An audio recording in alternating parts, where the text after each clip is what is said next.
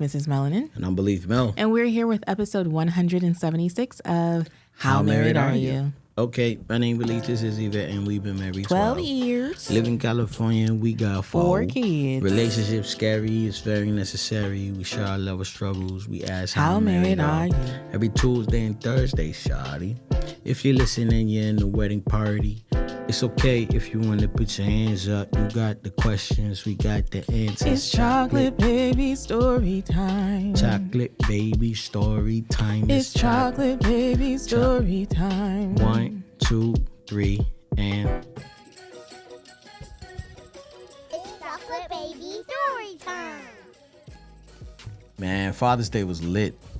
It was dope, man. The kids all made me cards. Mm-hmm. And I'm not a card guy. I didn't have them do that. Janae did. Oh, yeah. I'm not a card guy. But I appreciate it because it's from the kids. Mm-hmm. But Theo was pretty disappointed when he found out. You weren't a card guy?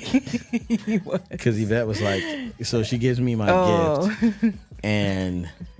she was like, I know you don't like cards, so. After I shouldn't have done that. That was bad. And Theo was like, what?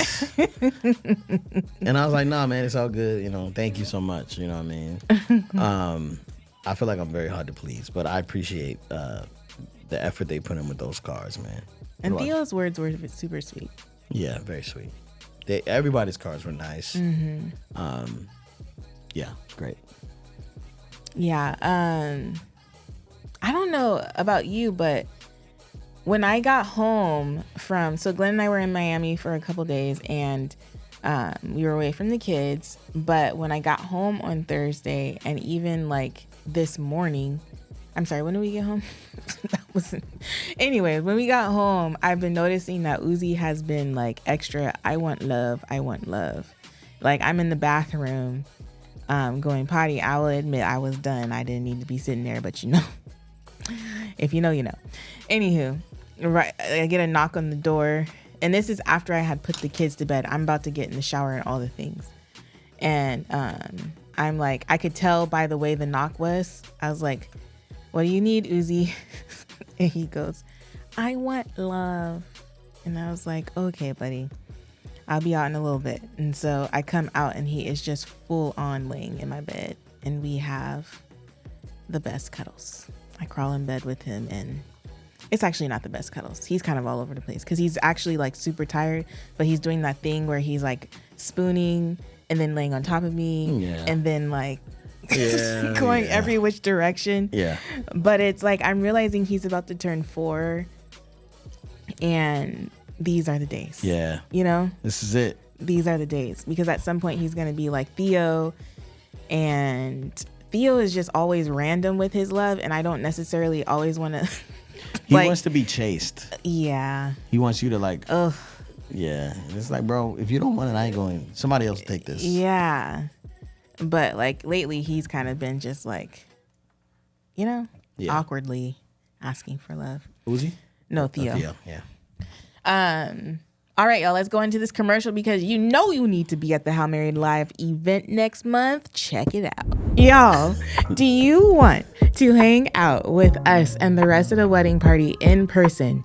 Well, let me tell you something.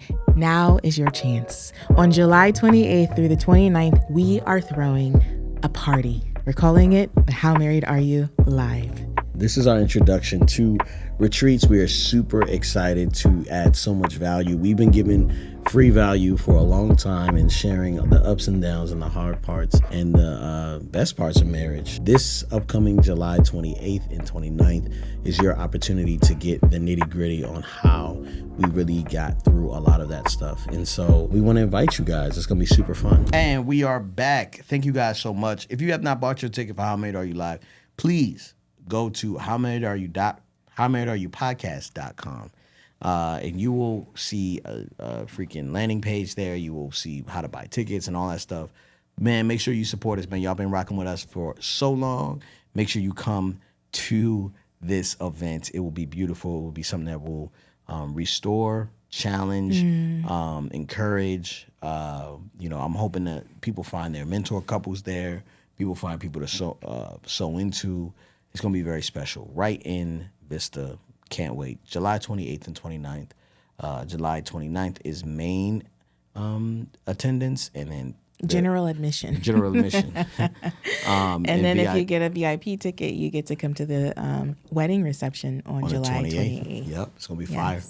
All right, let's go ahead and get into this podcast email. All right, here we go.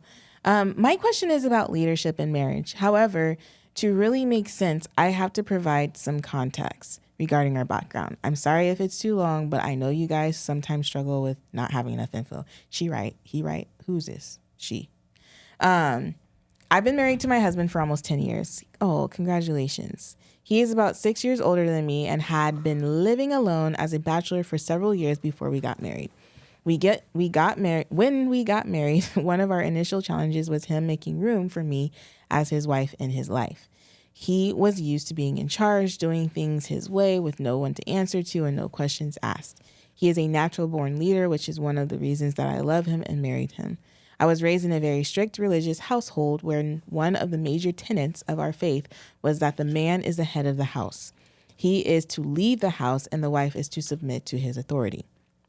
No female preachers, no women in church leadership, etc. Are you done with your ice water? Additionally, I grew up with a very controlling mother. This combination created a core value within me that I never wanted to be domineering or dominant over my husband in marriage. I hated the way that my mom made me feel at times and never wanted to make anyone else feel that way, especially my husband. A few years ago, I made a decision that I had to change my life as it relates to my health. When I met my husband, I was overweight and my weight slowly increased, especially after the birth of our son. I was able to lose over 140 pounds and drastically change my lifestyle. Congratulations, girl. Now I work professionally to help people lose weight and feel that this is a ministry that God has called me to. This has caused a significant internal conflict for me. Working professionally with patients, I know that you cannot force anyone to change their life. They have to be ready and willing to do it themselves. You cannot do it for them. However, I love my family more than life itself. The birth of my son is what inspired me to get healthy. So I want to implement a lot of these changes into our household so that my family can benefit from them as well. My dilemma is that I have been trying to gently provide support and suggestions for changes that need to be made. I've asked my husband not to give our son certain foods and have prepared healthy meal preps for him, etc. I never want to push too hard because I don't want to hurt his feelings or make him feel insecure. And this has become a touchy area. Hold on. I'm so sorry. Can we pause for a second? Yeah. This is like our second email where we, like last episode and this episode, about women not wanting to hurt men's feelings. And so I have a question. When you need to tell me something, do you consider my feelings? Yes. Okay. It prevents you from speaking? Yes. Wow. Because you don't want to hurt my feelings? No. Why? Because I don't feel like getting into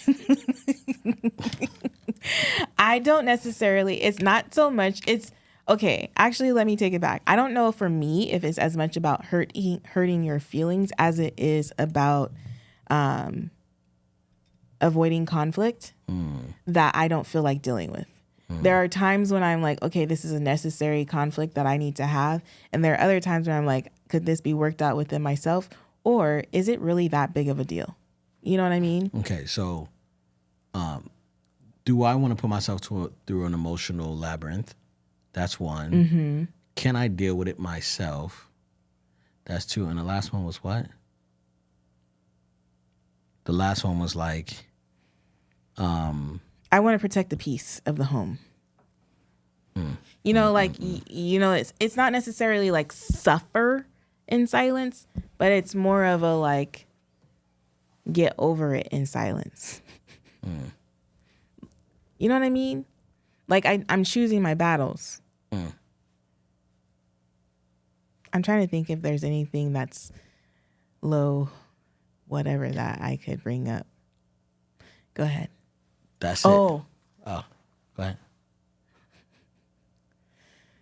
ahead. Recently, we had car maintenance that needed to be done. And that was something that we discussed would be like your My thing. responsibility. And I brought up, and you saw that the light was on. However, I realized, and it was one of those things where it's like, I'm not going to put this on him because I already know he's carrying a lot. I can just call and schedule an appointment and take care of it. And I did. And I didn't bother you with trying to pick me up because I think I had one of the kids with me when I did it. But I was just like, I can do this. It's no big deal. You know? But it was an internal, like, I don't want to hurt his feelings. It was an internal, like, I don't feel like holding him accountable to this because I already know he's accountable to so much else right now. And so, yeah, so there's a consideration of everything that, for me, there's a consideration of everything that you have going on.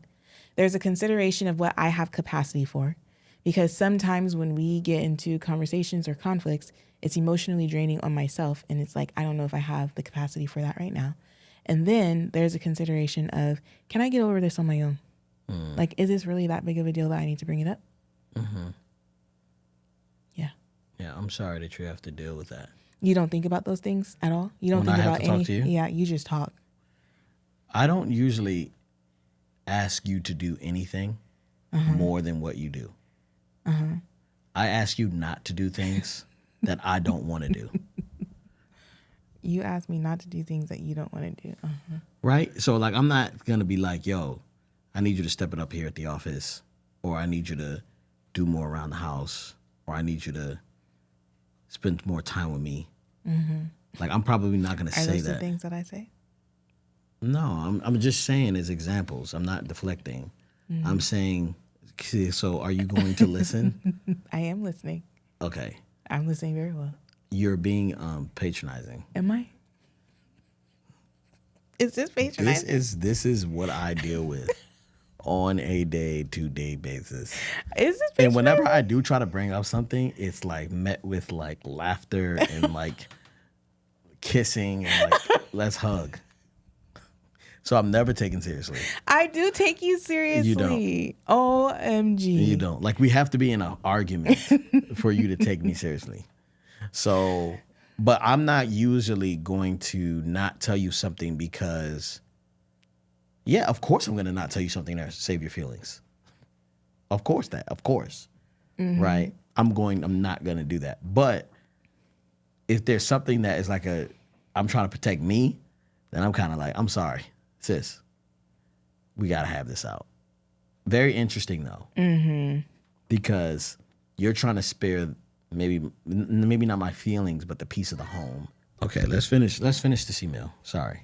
I wanted to interrupt though. My dilemma is that I have been trying to gently provide support and suggestions for changes that need to be made. I've asked my husband not to give our son certain foods, and I have prepared healthy meals for him, etc. I never want to push too hard because I don't want to hurt his feelings or make him feel insecure.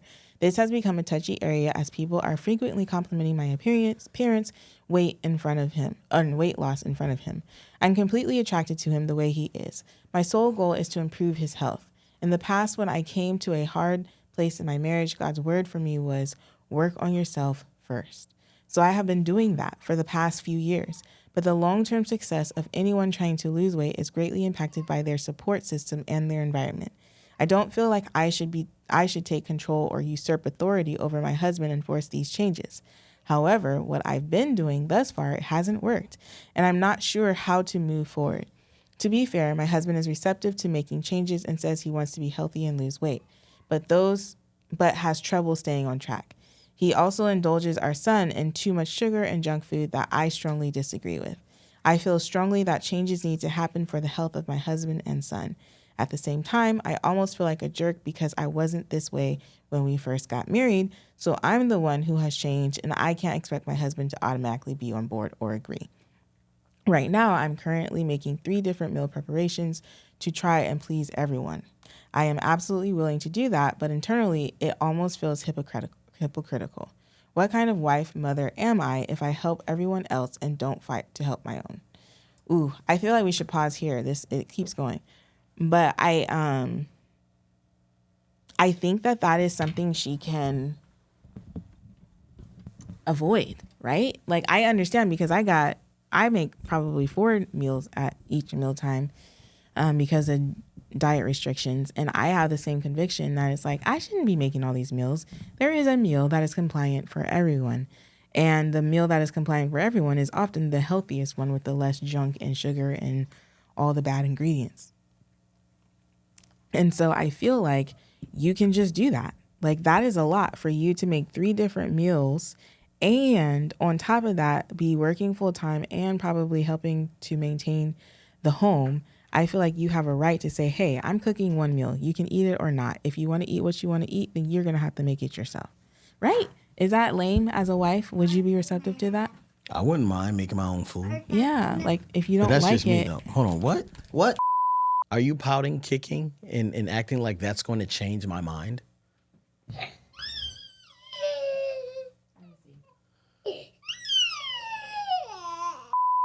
Making 3 meals. You don't make I would be totally fine with that if I had to cook my own meals. Mm-hmm. My only thing is, I feel like you wouldn't cook. You wouldn't eat. Out. You would probably like be fine with it, right? Like, if I cooked a meal, at least the food would be in there and you have the option of eating it, I guess.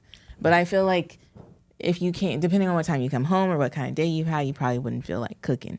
No. And so my fear is that you wouldn't eat at all. But like, I totally understand that. I haven't reached a place where I am nailing that yet. But I think that as, like, for him, if you're making healthy food and good food that tastes good, then he should just eat it. Like, you shouldn't be making him a different meal than you.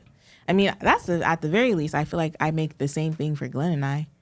I think sometimes I'm more willing to eat what the kids eat when I do cook, like when I do make you a meal. Mm-hmm. Negro. I think there's a not to say you're not doing, like, you're not making, because you will see the kids and you won't see yourself. So you might miss me. Would you say that's true? Oh, most definitely. You know what I'm saying? So I see you. I see you before. There have been times when I feel like most of the meals I make you are breakfast.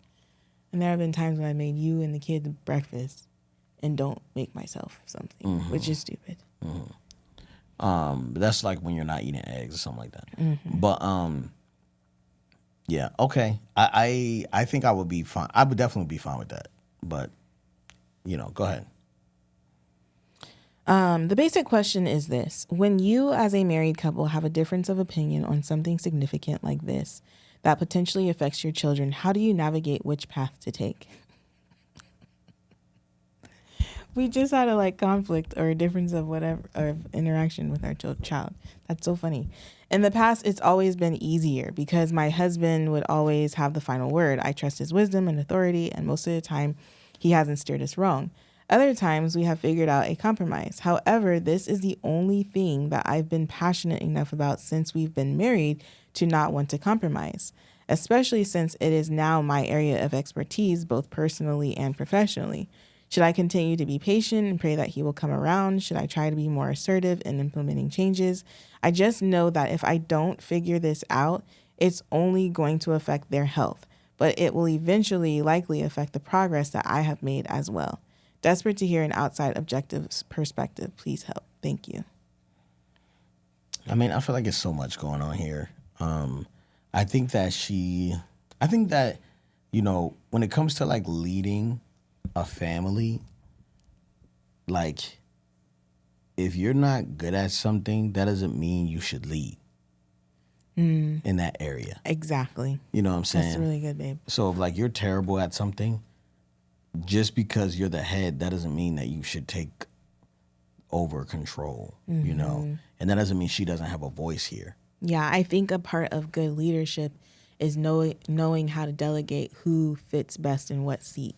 It's knowing your strengths. And knowing your strengths, yeah. Right? It's kind of like, hey, I'm not going to be good at this. If you let me do it, I'll do it, but I'm not going to do it the way you would do it. Mm-hmm. You know what I'm saying? And I think that sometimes even our frustration is that Yvette wants me to be her. And I'm just not her. And I just say, I'm not you. I can't do that. Mm-hmm. I could try and I could get better over time. But if you want me to be you, I'm going to fail every single time. There's people who recognize how great you are and want me to be like you. And I'm like, I married her so I don't have to be like her, so she could be her. Right? You don't understand? I understand, but I just think that's interesting. What people are you talking about? Oh. Right. So like this individual will see something Yvette does and they'll be like, oh man, you know, your wife got it. I wish you would get it too. And I'm like, I don't have to get it. That's not my strength. Mm-hmm. You know what I'm saying? Just because you want to be like your wife, you know what I'm saying? And think that she's the perfect person or whatever, then that's your problem. That's not my problem. I don't have an identity crisis.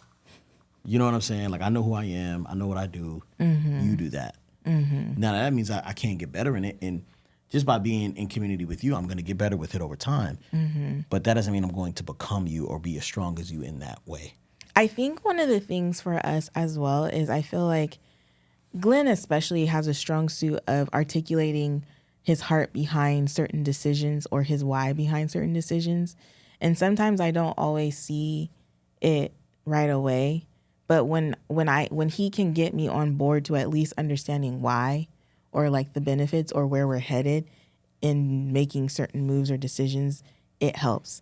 And I wonder if your husband is lacking that why. Like maybe he needs more of an educational perspective of why sugar is bad for you, or, you know, certain things, or like why you're wanting to add more fiber to your diet or eat more greens, or I don't know, like certain things that he may not have information about. And I know these things might seem obvious, but sometimes it takes us watching like a documentary once a month. Yeah, the same because I documentary. feel like for me, like I've seen a bunch of documentaries of why I should be eating like this or that, or why I shouldn't be doing this, that, and the other. And then like immediately after watching the documentary, I'm like, okay, I'm never eating at McDonald's ever again. And then catch me 1 year later, and I'm like, give me a 4-piece nugget and a Coke from McDonald's. You know what I'm saying? Yeah. And so I feel like sometimes education is power. I'm going far away, and I know whoever's editing this is gonna be mad. I feel like sometimes education is power, and it is helpful in getting people on board, if that makes sense. And so maybe like one night you're Netflixing and chilling, and then there's something like that. I don't know. Or even inviting him to come to the grocery store with you and maybe pick out some of his favorite vegetables, or, you know what I mean? So I think that is true, but that is not because that's not a good thing. What's not a good thing? Like, if I'm doing something well, I shouldn't need to take you through a course in order to understand why it's well. I need you to trust me that I know what I'm talking about. Because you're already seeing the fruit. Because of I'm that. already doing it well. Okay? Now, the fact that you don't trust me and you need a course lets me know that you have lack of trust. To me. No, babe. I don't know if it's a lack of trust or a lack of buy-in. It doesn't matter if you, like, here's the thing. It's like, eventually, okay, we have counter arguments to this. So your argument is like, yo, we need a nanny. At one point, I was like, that is not a good idea. I don't understand why. I had to go talk to somebody separate, and then they had to tell me why having a nanny was a good idea, and then I believed it. But I should have trusted you in the beginning because you need help. How would I know? You know what I'm saying? And then vice versa with the shining our light influencing thing. Like, it's something that we do, and you're having an internal dilemma of whether or not you want to do it or not. You know what I'm saying? It's like, obviously, this is what we're doing. Just get on board, right? And so for me, obviously, this is what you want to do. Let's get on board. Housekeeping, laundry service, right? These things, stuff I just should have got on board with you because they're your primary things. You know what I'm saying? And then, but like that just shows why I need that. Damn. Well, okay, you go through that whole thing and then you got to do my laundry separate. That's counterproductive. You know what I'm saying? Stupid lesson I learned. You know what I mean? But now I get it. Now, I should have just trusted you in the beginning, right? But you shouldn't have to convince me about what's good for you, you know? But it's hard to do that because when you get married, everything's a first. Yeah.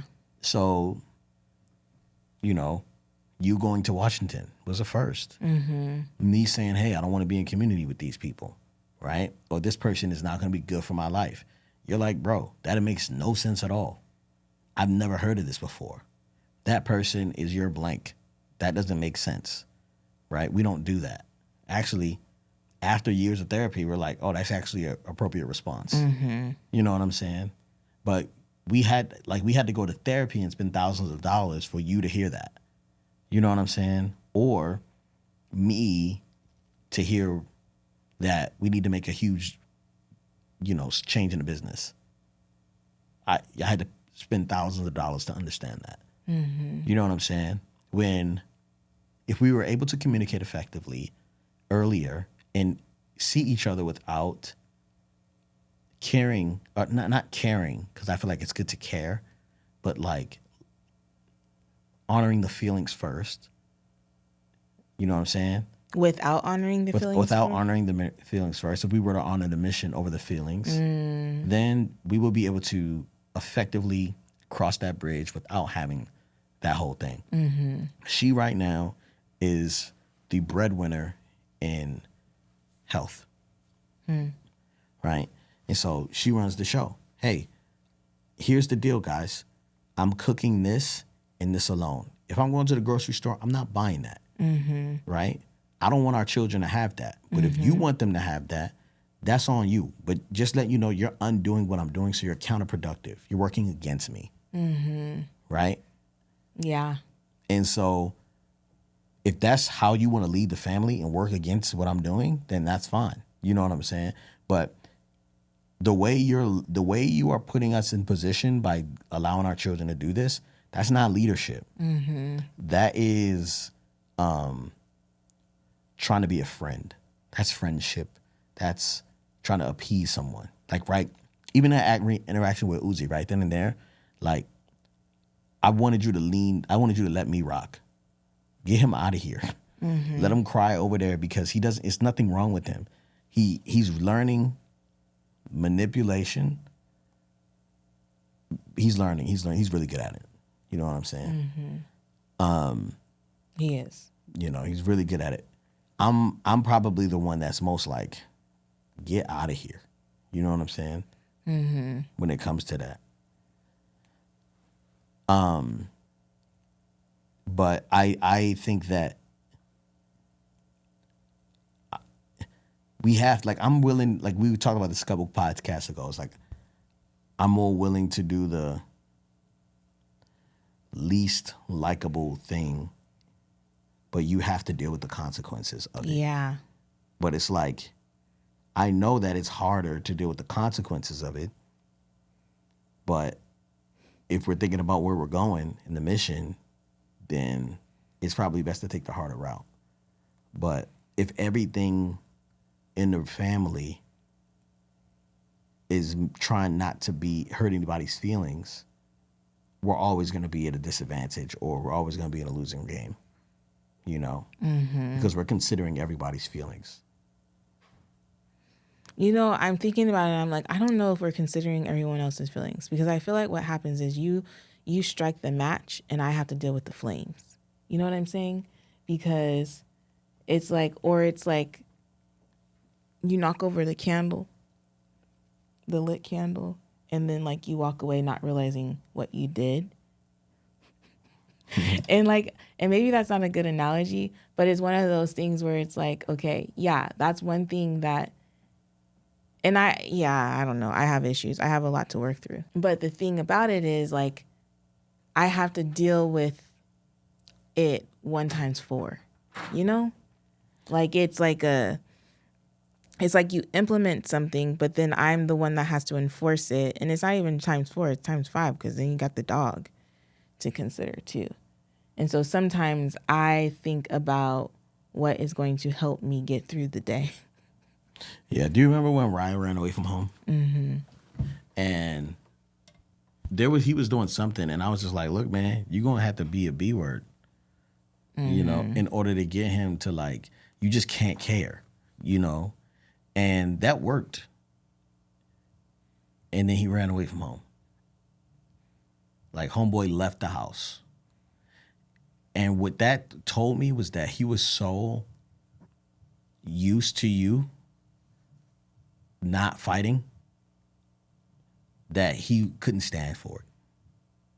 You know what I'm saying? Mm-hmm.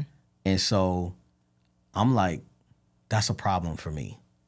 You know what I'm saying? Because at any point you're like, you know what, Ryan? Nah, bro, it can't happen that way. Go in your room.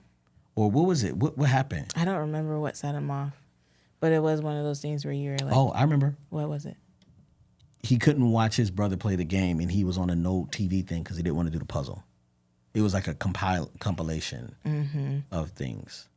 Mm-hmm. And so he got upset, and, you know, it was definitely me who struck it and started it. And it's like, I don't know. But do you see? I see it, but I also see from the other perspective, like, how hard it is. Because if you tell me, hey, this is the rule, then it's the rule. Mm-hmm. With you. You know what I'm saying? So when you were like, yo, I'm not cooking 4 or 5 meals. We're going to start the year off doing this. I'm like, yo, hey, good morning. We're starting the year off, and ain't nobody eating nothing at the such and such and such and such. We started off with medleys, and everybody ate oatmeal when everyone ate oatmeal, and we was good for maybe 4 days. And then you got tired, and it was like, because it's just easier. I know. But it's bad for me. It's me. It's a me issue. No. Sure. But do you remember when Theo had that bowel problem, and we had to redo his gut, and he had to be on the same diet you had to be on? Mm-hmm. That was hard. Mm-hmm. And I felt alone. I was alone there. It was me, and he didn't eat for almost 24 hours. Mm-hmm. And it was just me, right? And it was only 2-on-1, but it was just me. But even when you came home, you know, like, I didn't feel really supported, you know what I'm saying, after that, you know? So I'm not to say that what you're saying it's not valid, but I'm just saying I understand how you feel in some way. You know what I mean? But the only other option is like, I have to take, you know, I'll just have to be home, and I have to enforce it as well. Mm-hmm. What do you think the solution is? Yeah, I think it's definitely a me issue. I think it's a me issue. I think the solution is me. Well, finding a new approach, being willing to stick it out with consistency. I feel like there's just so many different variables, and I can make excuse after excuse, but I eventually have to figure it out. Eventually, you enjoy waking up to go to boot camp, you know? Mm-hmm. What are you saying? Like, that's a hard thing to do. But you like working out, I guess. I just prefer morning workouts. Okay. Well, I'm just saying I'm down if we gotta, whatever I need to do. I'm just scared when I leave and then I'm not there to help enforce it. Say we do it for 30 days or something like that. Mm-hmm. You know what I'm saying? Like, then it's like, yo, if it get hard again. Because I think they know how to play you. You know? No? Nothing. How married are you? No, babe. We didn't even answer the lady question. Oh, what's her question? Should I try to be more assertive in implementing changes? I think so. I mean, like, if it's just one kid. That might sound very... I didn't mean to say that to, like, minimize it for you, because I understand that it's not minimal. I just, like, for me, I'm just going to be completely transparent here. Like, food is my biggest pain point in motherhood. I don't enjoy cooking anymore because, like, I can't even be creative with what I cook because I have dietary restrictions and super picky eaters. And so for me, I know that, like, eating is life. Like, if you starve, you can starve to death. And so it's like a sensitive issue for me. I don't even know how to explain it, but I get a lot of anxiety around it. And I feel like you're not, like, specifically you, Glenn, you're not really around for mealtime. Like, when it comes throughout, like, for a majority of the 7 days of a week, like, you don't get to be a part of a lot of meal times. And so it's a huge pain point for me, and it is an area that I know I can be doing better, but I don't know what to tell you. You know what I'm saying? So I can't really speak to this. I don't know what to say because I am still somebody who is making 4 different meals per mealtime. I'm trying to make it easier to where Anaya and Uzi have a specific pancake mix that they can eat, and I'll make theirs and I'll make Theo's or the boys' pancake mix. But I should just be making Anaya and Uzi's pancake mix and everybody is eating that.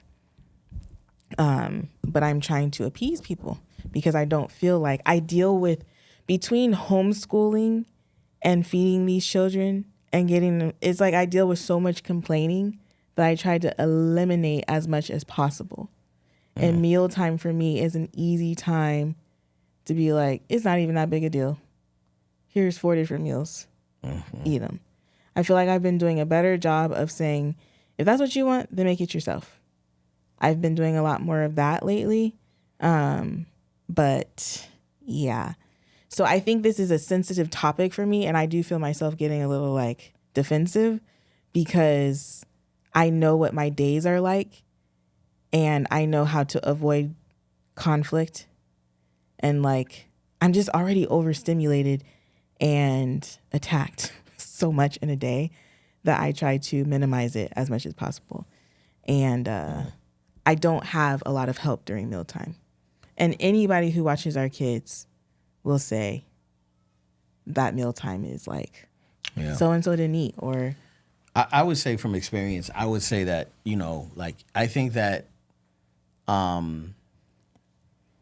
think one, you should be patient and pray that they come around, but at the same time, don't make it harder for yourself. So if you got to deal with hurt feelings or grumbling stomachs, they will eat. That's what the body does. They will figure out how to get the food into their mouths, and you only cook one meal, and the meal is healthy. And hurt feelings, that's what it is. Because I ain't never seen nobody heart change without somebody's feeling getting hurt. In order for me to change my life in certain areas, my feelings had to get hurt. You know what I'm saying? It sat down. What's your plan with our family, Glenn? What's your plan? I don't have one. You don't got a plan for your life? You don't got a plan for my family? You know what I'm saying? That activated me. Tough questions and hurt feelings brought change. And if you're worried about everyone's feelings, they're not going to change. It just doesn't matter. Not to say their feelings don't matter, but in the long run, their feelings only matter in the present, because 10 years from now, they probably would have wished you told them something different or you cared more to tell them to hurt their feelings. So I suggest you take the lead in this area and say, hey, this is what I want for my family. I hope that you can be on board. Here's how I'm changing my schedule. I'm not cooking this. I'm not doing this. I'm not doing that. It is what it is. And I'm so sorry. You know what I'm saying? Hey, can you make me that pie? No, I'm not doing that. That's not on the menu, or just make a menu. Hey, this is what we're eating for the week. This is what I'm making for the week. This is what's available. If you're hungry, I hope you plan your taste buds around this.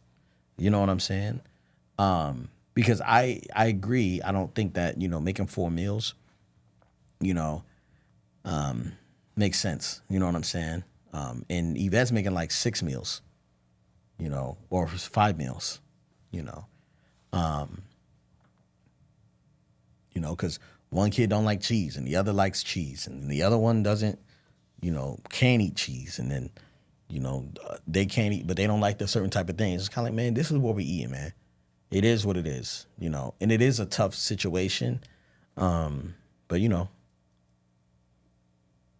I think it's worth it in the long run because we're not just talking about your schedule and your life. We're talking about health as it stands. Okay. How married are you? I'm so married that Uzi was screaming for you, but I went to go help him go potty and sit him on the toilet. How married are you? I almost missed our flight. I'm so married, I almost missed our flight because you wanted a croissant sandwich from a thing, right? So we were running late for our flight. We get there, we finally get through TSA, get through check-in and all that stuff. And then, it's like they're calling our gate. They already passed our number, and I'm sitting there in line, and they're like 3 numbers behind us, and I almost missed the flight trying to get you a sandwich. But I made it I did it. Without my sandwich. I made it. You made the flight without my sandwich. Well, I'm the real thing that need to be there. So how did you come through for me? I got on the flight. Can you imagine being there without me? And I'm standing in freaking San Diego airport with a daggone... I think you missed the point of how married are you, my love. But I'm glad you made it. It was Babe, nice... you don't understand how tight the situation was. I spent money on a sandwich we didn't even eat. I know. Right. I know. So... Is it a tax write-off? Yeah, it gotta be. And that's just how married we are.